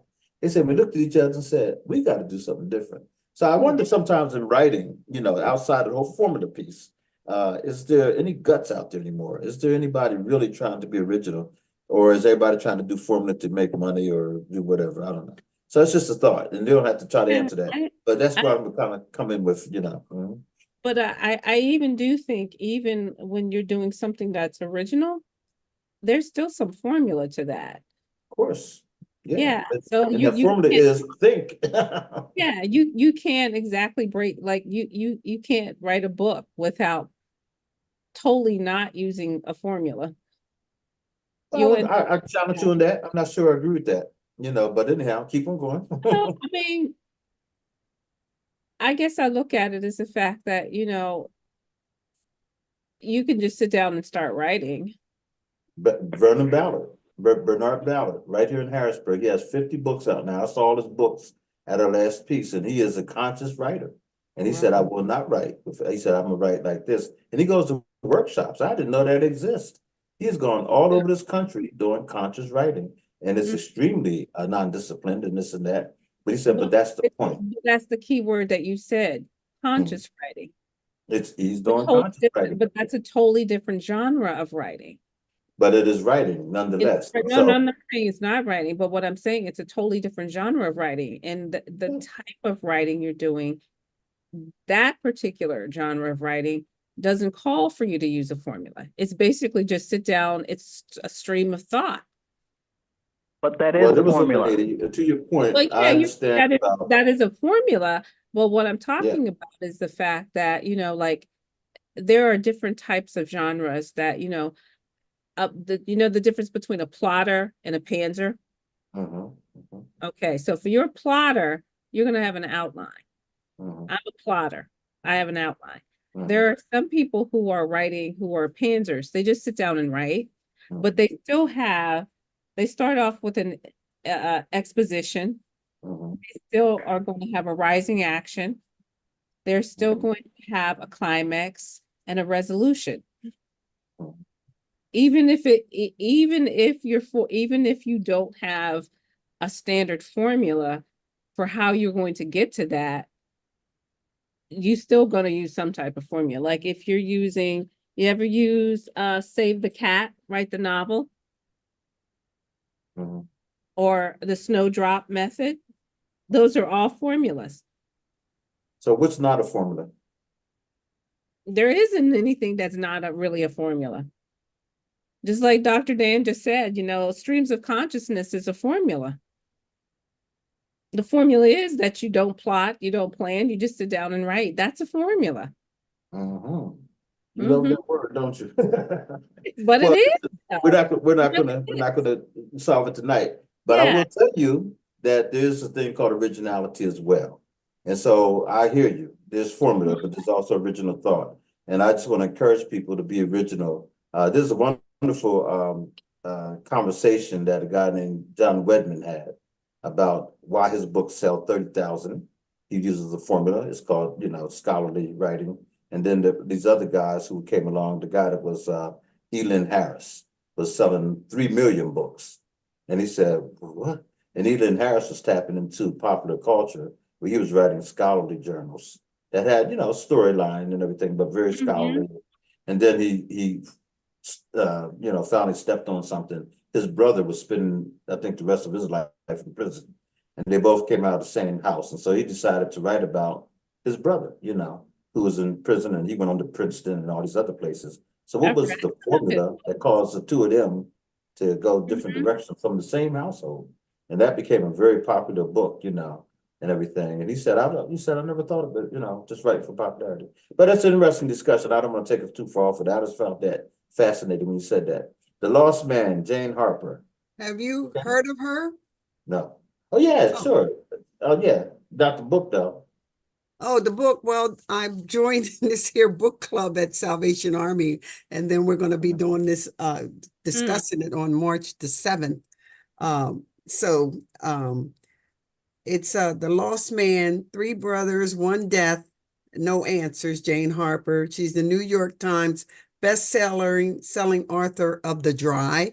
Have you heard of that? Her first book? I've heard of it, yes. Oh, okay. So yeah, but this book is so thick. Mhm. And I'm thinking, when am I going to get a chance to just sit down and read this book and try to keep some of it in my head? Because, we're going to be discussing it. Mm. Well, So this is interesting. yeah. There's a book called The Other Westmore that I've been challenged to read, and Jason Moffat tells me that he teaches it at Hershey. And so Oh, I was does he? asked to do a discussion on March the 6th at Central Penn College on this book. I was not familiar with it. And it turns out to be a fantastic story, a true story about two men who never met each other. But they both come from the same city, the same area of the city, and they're both named Westmore. One goes to prison now, look like maybe for the rest of his life as a young man. And then the other guy went on to become a Rhodes Scholar. And the Rhodes Scholar happened to pick up an article once, a newspaper, and noticed that a guy named Westmore from his city, had committed this crime. He's like, what? He said, I never heard of this guy, So anyhow, he decided to reach out to him, interview him, and he wrote a book called The Other Westmore, and why they both went two different directions. Real fascinating. So I'm just into it. I haven't really finished it yet, but yeah, that's good stuff. Okay, but anyhow, I didn't mean to distract it. I just like to, I just like to throw stuff out there. But very good stuff, very good stuff. And again, let's not miss your original point. The workshop is March the 6th, is that right? Or March the, what is it, bro? 2nd. March the 2nd, okay. And it's how many hours? It's from 11 to 2. Excellent, okay, good enough. And it's At free, Day folks. Springs. Yeah, Mhm. Dayspring. What's the address of Dayspring? It's 1900 Spring Garden Drive. Oh, Okay, 1900 Spring Garden Drive. And let me mention again that Sunday, this coming Sunday at 5 o'clock, we're going to have a wonderful program there with Brother James Lyles, Minister James Lyles, Youth 10 Times Better. Better. And it's a fundraiser for his organization. And he's honoring some people from the community. Sister Roberta Thompson, Bishop Roberta Thomas, will be honored. And that is Brother Chris Thomas's mother. And she has, is it Fountain Gate Church, Brother Chris? is that on Derry Street? Yeah, Dairy Street. I think Brother Chris may have. Yes, sir. The church is on Derry Street, but the event is at Dayspring, I believe. I'm trying to find the flyer. I'm having a little trouble Dayspring. locating it. So What's the give name of me your mother's church, though? Your mother's I church thought is it was Dayspring. Am I no, not? it's at Dayspring. But what is the name of your mother's church? Fountain Gate Church, sir. Yes, Fountain Gate Church. Yeah, we know it's a Dayspring. I said that a few times. And it's a Oh. Dayspring at 5 o'clock on Sunday. And Ro, you said the address again is 19 what? 1900 Spring Garden Drive. 1900 Spring Garden Drive. Now that's going out towards I would say going towards the Turnpike area out there. How Yeah. did you describe getting up to that? It's right across from where the Star Barn used to be off of 83. Okay, yeah, that's good. Okay, yeah, 83 across from where the Star Barn used to be. If anyone from Harrisburg knows the Star Barn, I know it. So that okay, good. All right. So you But say anyhow, he's honoring several people? yes, I honor several people. And if you go on, I think if you go on line, you'll see the flyer there from Brother James Niles. I saw the flyer, but then I was looking for it today and I didn't see it again. But anyhow, it is a fundraiser for his organization, which he does phenomenal work, as you know, man. He gives Yes. out bicycles and all the things he does. Yeah, good stuff. I'm So, going, okay. I'm going to at 10 o'clock to Bible Fellowship. Dr. Paul Moore is the pastor, and they're honoring some few people there. And one of them is my mother-in-law, former wonderful. mother-in-law, Okay. Annette Smith. So yeah, Wonderful, I'll be wonderful, going there wonderful. Sunday morning. Okay, okay. Real good. I think everybody got a chance to read it. Yeah, brother, Dr. Dan, you did read. Yes, he did read. Okay. So let's do what time? Oh, let's stay on time here. I always try to make sure we do not overstay our welcome. We are here from 7 to 9, by the way, and this is the Writer's Workshop. Okay, we have 15 more minutes. So, Brother Chris, do you have one more video that you'd like to show tonight, or did you exhaust? I think we just saw 3 at this point. I could be wrong. I know. Okay, here we go.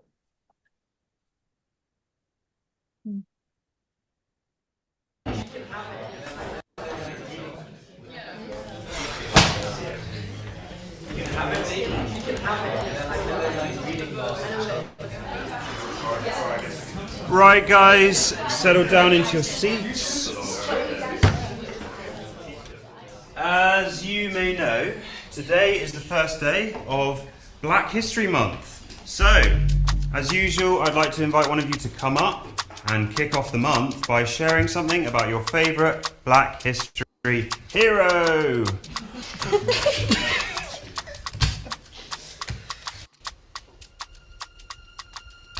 Chidera, you're looking like you've got a cool swaggy hairdo today. Why don't you come up and share something?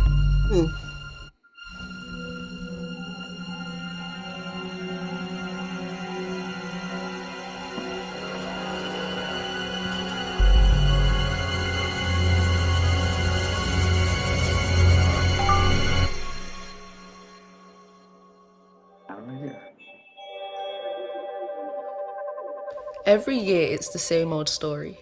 Let's talk about Black history, but never Black glory.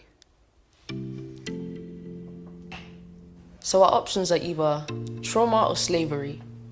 And it's not that we don't appreciate the story told in Roots, but how can you teach us about the African family tree and neglect to mention the fruits? So what about the ancient Africans who created medicines, navigations, or technology? Why don't they teach us about the Dogon tribes in Mali, who showed knowledge of advanced astronomy? Why haven't we ever read a piece of literature or fiction about Cheddar Man, one of the oldest skeletons discovered in Britain? He had blue eyes but dark-skinned pigment. So you can teach me about Pythagoras' theorem. What about the Ishango or Lobombo bones, the world's oldest mathematical instrument? Is it because it was invented by African women, the world's first mathematicians? Using the bones to track the lunar cycle in villages, they calculated time before your Rolex. So I don't mind talking about Black history, but let's not forget the Black literacy, Black ability, and Black dignity. Let's not reduce our history to the pain and fractured pieces. Black history is the history of our species, and no matter the color of the skin on your face, we are all African, and there is only one human race.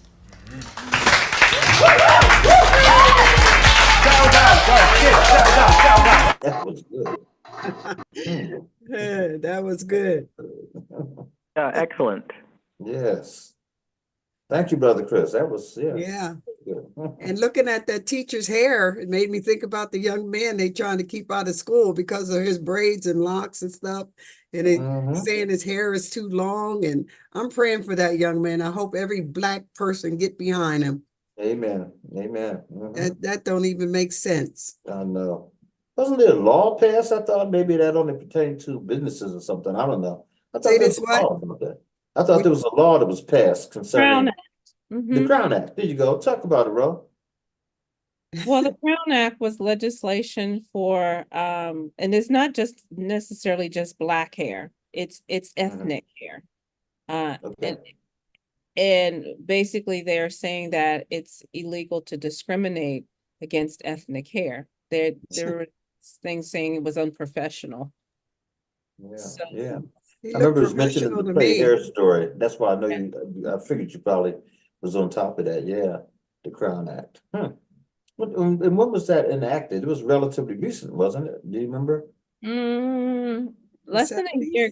Yeah, less than, actually Pennsylvania was the last place that it was not passed. So it's been like Wow. 2 years ago. Okay. Yeah. We were the last place that didn't. What? Mhm. Unbelievable. Leave it to Pennsylvania. Yeah. That Republican caucus, I know who's doing it. Unbelievable. And I do Yeah. think he's being discriminated against because of his color. Mhm. Yeah, but like That's- you said, it's the that's hair, my the opinion. texture, ethnic hair. Yeah, unbelievable. But yeah, it could be all of that, you know. Well, here's the thing.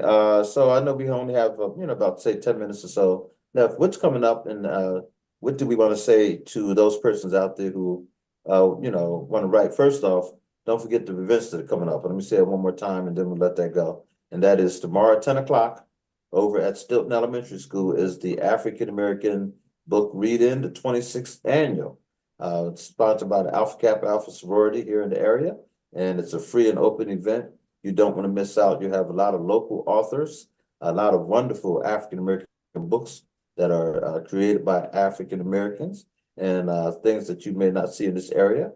But the AKAs do a tremendous job of going out and buying purchasing these books and make sure that our young people can get, get them for free in a lot of instances. Also, starting at 12 o'clock, we will have our African-American, the Writers Workshop, and Life Esteem will be sponsoring our African-American history program from 12 until 4 at the Deluxe Lounge there at the Colonial Park Mall. And I can't thank enough our events coordinator, and that is, Nicole Wilkerson, and also Sarita Henderson for doing the flyers and everything that they do. And we have some wonderful sponsors, as you can see. And the Deluxe Lounge has been a tremendous partner. We want to thank them. The connection between Nicole and Deborah Lynn is just wonderful. So that's going to take place starting, and that's free and open, wonderful vendors. That's from 12 until 4. Down in Carlisle, starting, what time you guys start, Ro? 10 o'clock? 11. 11 o'clock? Tell us about it. It's from 11 to 2. It's in Carlisle. It's, oh gosh, I have to remember the award. The Hope Station. I know it's at the Yeah, Hope Station, Hope sponsored by the Hope Station. Station. Yeah. Mm-hmm. And do you remember where it's being held? It's The at, address, I mean, I'm sorry. yeah, it's at Hope Station. But yeah, what's that address down there? Anybody? It's on Yeah, the flyer. it's Stewart Community Center, 415 Franklin Street, Carlisle, PA. 415 Franklin Street, Carlisle, PA. Yeah, And it's a it's wonderful. Jim Washington's award ceremony. Fantastic. So there will be Black-owned businesses, food, music, performances, resources, and raffles. Fantastic. So you definitely want to do that. And the one that with the Writers Workshop Life Esteem that will feature ABW Productions with a fashion show around 2:30, African fashions. We're going to have poetry, dance troupe, vendors galore, and also other folks, performing in different things. So please come out. And don't forget too that at 6 o'clock, from 6 until 8, over there at the Nativity School at 5th and McClay Street, Pastor Russell Goodman with his new oh boy, I forget the name of his ministry, just that quick. I'm gonna say New Harvest Ministries, but I don't think that's it. But anyhow, it's free and it's open, wonderful meal and great preaching, and also wonderful singing, gospel singing, or gospel entertainment, and then also a wonderful presentation by a local organization. We That's go as much Sunday? as we can. You said Sunday? No, that's Saturday, tomorrow, from Oh. 6 to 8 over at the 6 to Nativity 8. School. Yeah, 6 to 8. So literally from 10 in the morning till 8 o'clock at night, there'll be something going on. And here in Harrisburg and down in Carlisle and other places as well. So check it out. What's the address of the 6 to 8? It's right on the corner of 5th and McClay Street. It's in McLean. And it's called the Nativity School. It was the old OLBS school at one time, for anybody that knows Harrisburg. And then it was Raleigh Wingfield's church for the longest time. And also OIC is located in that building. They're in one part of the building, Opportunities Industrialization Center. So anyhow, but it's a wonderful program. He always has a nice, and charges nothing. I mean, it's just free and open, and anyhow, it's a wonderful ministry. It's Reverend Russell Goodman and his wife Joyce Davis. Okay. And I want to say New Harvest Ministries, that's not it, but yeah. So that's what's going on there. And then Sunday afternoon, again, don't forget Sunday evening from starting at 5 o'clock over at Dayspring. We're going to have the wonderful program sponsored by Reverend James Lyles. We want people to come out as a fundraiser for his wonderful organization. Please come out and support the brother, okay? Right on, right on. And if anybody women want to be spiritually uplifted, come out at 10 o'clock at Capital City Church on 1720 Chestnut Street for our women's ministry fellowship. Okay. So that starts at 10 to 12. Excellent. That's tomorrow? Yes. Excellent. Okay. Good. Yeah, I'll good. be there, Lot going there on. first, and then I'm coming to the other thing. There you go. Lot going on. Great stuff. Yeah, great stuff. Support as much as you can. That's why these programs take place. Yeah. Okay, so let's end up tonight with one word. Let me see what time we got. I think we may have talked ourselves out of time. Let me see here. Okay, 5 minutes. So, Ro, Dan, if you have something short, Ro, if you have something short, Yep, I Nanette? got one. Okay, go ahead, Dan. Okay. Here's one for events of interest. Most everyone has the power to attend events of interest. It all depends upon what is involved, be they things of toil or rest. The activities of sorts can vary for all the good people to check. From here, they make the wildest selections of things heeding their call and bet. All right. Engagement is what follows next in wide variety of venues, natural, social, or political, collections, poetry, or zoos. Other items can be found here that will create fine moments of passion, sports, books, or neighborhood matters, even the fine elements of fashion. There's a lot more to spare at this point for placement on the items on the list, but for now we must wait until next time to learn more about events of interest. Nice. Thank you, All Dan. right. Good stuff. Good stuff. Always good running. Ro, did you have a piece you'd like to share? That's fairly short. Okay. Yeah, I could do it in less than 2 minutes. Okay. Black Mama's Day. I am the mother to all the Black babies in the world because I am the sister to all the Black mamas in the world. We are all connected by the same birth pains that gave us entry into the empty spaces of our hurt feelings, broken promises by men that seriously thought that the words doormat were stamped across our foreheads in permanent ink. We all walk down the same path. The one with the hidden agendas, backward compliments coming from mouths that have been whitewashed into believing that reaching a hand out to touch a Black woman's hair is an acceptable microaggression that we should simply be willing to bear. We are sisters sojourning to places where our degrees, intellectual abilities, and words that spill from our mouths that some say, I thought you were white or you were quite articulate for a Black woman. Sometimes we find ourselves telling our truths, spilling the tea while drinking the coffee in order to stay woke. The motherland ain't an Africa no more. It's the place where all Black mamas trying to keep their Black babies off the streets and corridors cold slabs. This is just the beginning of this tale, because happy ever afters are earned and not passed out like lollipops laced with goodness and happiness. See, we coming to you, not at you, because we all just Black mamas standing on business.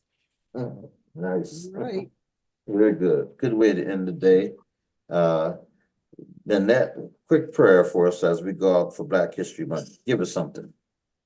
Dear Heavenly Father, we come to you. We just want to give you all the glory and praise, God, and we thank you for safety. We thank you for our Black history, God. We thank you for being the Holy Spirit being in our lives, dear God, that leads us and guides us into all truth, Lord.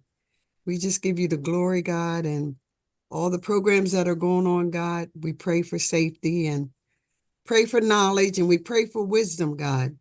Help us to build our lives up around you and give you all the glory. In Jesus' name, amen. Amen. Thank you, thank you, thank you. And I hope that everyone will have yourself a blessed day, blessed week, and all that good stuff. And God bless you, and thank you so much for being who you are and how you are. We'll see you Thank next time here on the Writers Workshop. Thank you, Brother Chris. Good night, Thanks, everybody. Chris.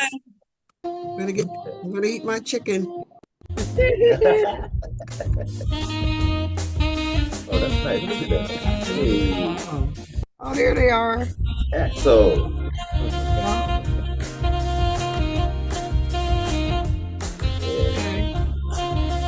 Nice voice.